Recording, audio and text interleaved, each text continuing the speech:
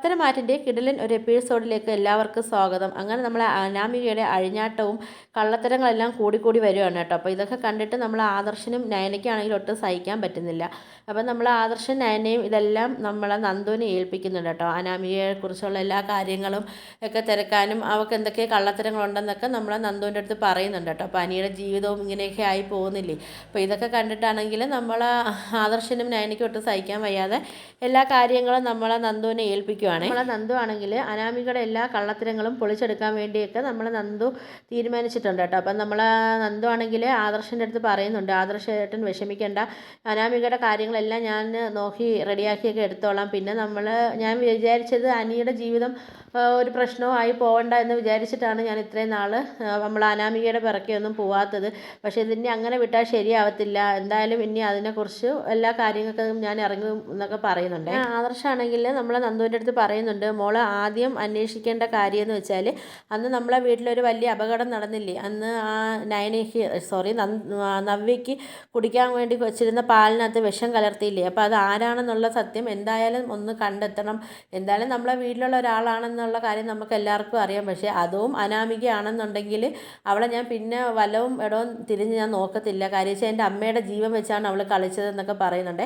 അതുകൊണ്ട് അത് ആദ്യം മോള് തെളിയിക്കണമെന്നൊക്കെ പറയുകയാണെങ്കിൽ നന്ദുവിൻ്റെ അടുത്ത്. അങ്ങനെ ആദർശ് പറയുന്നുണ്ട്, എന്തായാലും അനാമികയാണെന്നുള്ളൊരു കാര്യം മാത്രം തെളിഞ്ഞാൽ മതി, പിന്നെ ബാക്കിയുള്ള കാര്യങ്ങളെല്ലാം ഞാൻ നോക്കിക്കോളാം എന്ന് പറയുന്നുണ്ട് കേട്ടോ. അപ്പം നമ്മൾ ആദർശിൻ്റെ വാക്ക് കേട്ടിട്ട് നമ്മളെ നന്ദു ആണെങ്കിൽ അനാമികയുടെ പിന്നാലെ തന്നെ ഉണ്ട് കേട്ടോ. അനാമികയുടെ കള്ളത്തരങ്ങളൊക്കെ തെളിയിക്കാൻ വേണ്ടിയും എല്ലാം സത്യങ്ങളൊക്കെ തെളിയിക്കാൻ വേണ്ടി നന്ദു ആണെങ്കിൽ എല്ലാ കാര്യങ്ങളും ഏറ്റെടുക്കുന്നുണ്ട് കേട്ടോ. നമ്മളെ നന്ദു ആണെങ്കിൽ അന്നത്തെ ആ ഒരു ദിവസത്തെ ആ സംഭവങ്ങളെക്കുറിച്ചുള്ള എല്ലാ ഡീറ്റെയിൽസും നമ്മൾ അനാമിക ആരെയെല്ലാം ഫോൺ ചെയ്തിട്ടുണ്ട്, അനാമികയ്ക്ക് ഇങ്ങോട്ട് ആരെല്ലാം ഫോൺ വിളിച്ചിട്ടുണ്ടെന്നുള്ള എല്ലാ ഡീറ്റെയിൽസും നമ്മളെ നന്ദു തിരക്കി എടുക്കുന്നുണ്ട് കേട്ടോ.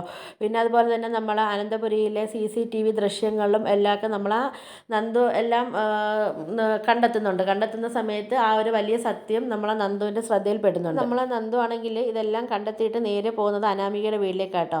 അനാമികയുടെ വീട്ടിലേക്ക് ചെന്നിട്ട് അനാമികയെ എടുത്ത് ഇങ്ങനെ ചോദ്യം ചെയ്തിട്ട് അനാമികയെ എടുത്തിട്ട് അടിക്കുന്നുണ്ട് കേട്ടോ. തലങ്ങും വിലങ്ങും ഇട്ട് അനാമികയെ അടിക്കുന്നുണ്ട്. അപ്പോഴത്തേക്ക് നമ്മൾ അനാമികയും അമ്മയും ഒക്കെ രക്ഷപ്പെടാൻ വേണ്ടിയൊക്കെ പറയുന്നുണ്ട്, ഞങ്ങളെല്ലാം ഒന്നും ചെയ്തതെന്നൊക്കെ പറഞ്ഞിട്ട് പറയുന്നുണ്ട്, നീയും നിൻ്റെ ചേച്ചിയൊക്കെ ചെയ്ത ഓരോ തെറ്റുകൾ ഞങ്ങളെ മണ്ടയിലിടാൻ നോക്കുകയാണെന്നൊക്കെ പറയുമ്പോഴത്തേക്ക് നമ്മളെ നന്ദുവിനാണെങ്കിൽ നല്ല ദേഷ്യം വരുന്നുണ്ട്. അപ്പം നമ്മളെ നന്ദു എന്താ ചെയ്യുന്നുണ്ട്, അതിന് കണ്ടെത്തിയ എല്ലാ തെളിവുകളും ഇവരെ എടുത്ത് കാണിക്കുന്നുണ്ട് കേട്ടോ. അപ്പോൾ കാണിക്കുമ്പോഴാണെങ്കിൽ നമ്മൾ അനാമികയാണെങ്കിൽ ഞെട്ടിത്തിരിച്ച് നിൽക്കുന്നുണ്ട് കേട്ടോ.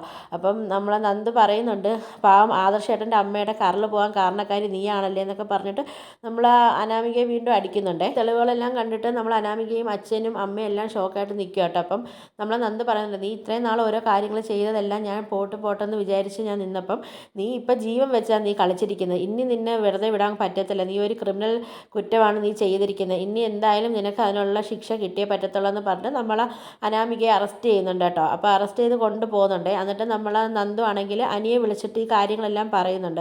അങ്ങനെ അനിയാണെങ്കിൽ നമ്മളെ മുത്തശ്ശൻ്റെ അടുത്തും മുത്തശ്ശിയടുത്തും ചെന്നിട്ട് ഈ വിവരങ്ങളെല്ലാം മുത്തശ്ശൻ്റെ അടുത്തും മുത്തശ്ശിയടുത്തും പറയുകയാണേ. നമ്മൾ അനി പറയുന്നുണ്ട്, ഞാൻ എത്ര വട്ടം ഞാൻ അനാമികയുടെ കാര്യങ്ങൾ അവൾ കൊള്ളരുതാത്തവളാണെന്നെല്ലാം പറഞ്ഞിട്ട് പോലും നിങ്ങളാരും വിശ്വസിച്ചിട്ടില്ല. എത്രയും തവണ ഞാൻ പറഞ്ഞു, പക്ഷേ അവളെ ഏറ്റവും കൂടുതൽ വിശ്വാസം എൻ്റെ അമ്മയ്ക്കായിരുന്നു. ഇപ്പം എങ്ങനെ ഇരിക്കുന്നു എന്നൊക്കെ പറയുമ്പോഴത്തേക്കും നമ്മളെ മുത്തശ്ശനും മുത്തശ്ശിക്കാണെങ്കിൽ നല്ല ദേഷ്യം വരുന്നുണ്ട് കേട്ടോ. അപ്പം നമ്മൾ അനി പറയുന്നുണ്ട്, വിഷപ്പാമ്പൻ്റെ സ്വഭാവം അവൾ കാണിക്കാൻ തുടങ്ങിയല്ലോ എന്നൊക്കെ പറയുന്നുണ്ട് കേട്ടോ. അപ്പം നമ്മളെ ദേവയാനിക്കാണെങ്കിൽ അന്ന് ഇങ്ങനെ സംഭവിച്ചത് അവൾ മുത്തശ്ശനും മുത്തശ്ശിക്കെന്ന് പറഞ്ഞില്ല, അവിടെ അനന്തപുരിയിൽ എല്ലാവർക്കും ഒരു വിഷമമുള്ള കാര്യമായിരുന്നു കേട്ടോ. അപ്പോൾ അതൊക്കെ കേൾക്കുമ്പം നമ്മളെ മുത്തശ്ശനും മുത്തശ്ശിക്കാണെങ്കിൽ നല്ല ദേഷ്യം വരുന്നു. മുത്തശ്ശനും മുത്തശ്ശിയും എന്തായാലും ഒരു ഉറച്ച തീരുമാനം എടുക്കുന്നുണ്ട് കേട്ടോ. എന്തായാലും അനാമിക ഇനി എന്തായാലും അനന്തപുരി തറവാട്ടിൽ അവൾ ഇനി വാഴണ്ട എന്നുള്ളൊരു ഉറച്ച തീരുമാനം എന്തായാലും മുത്തശ്ശനും എടുക്കുന്നുണ്ട് കേട്ടോ. അപ്പോൾ നിങ്ങൾക്ക് എൻ്റെ വീഡിയോസൊക്കെ ഇഷ്ടപ്പെടുകയാണെങ്കിൽ ഒന്ന് ലൈക്ക് ചെയ്ത് ഷെയർ ചെയ്ത് സബ്സ്ക്രൈബ് ചെയ്ത് കൂടെയുള്ള ബെല്ലൈക്കനോട് ഒന്ന് എനേബിൾ ചെയ്ത് ഒന്ന് സപ്പോർട്ട് ചെയ്യണേ.